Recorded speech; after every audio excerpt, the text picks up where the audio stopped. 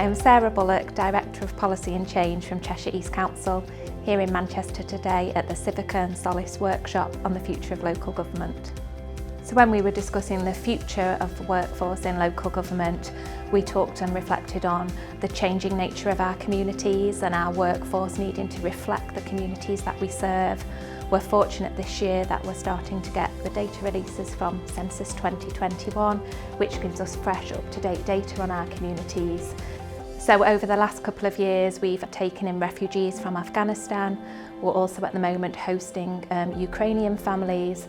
And so it's really important that we have the workforce that can work with these communities and reflect the people that we serve.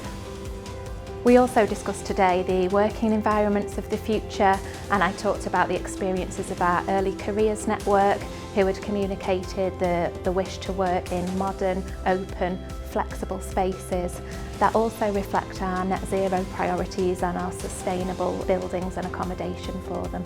I've really enjoyed the workshop today. It's been great to meet with colleagues and the facilitators from Civica and Solace to really have some headspace to consider these issues.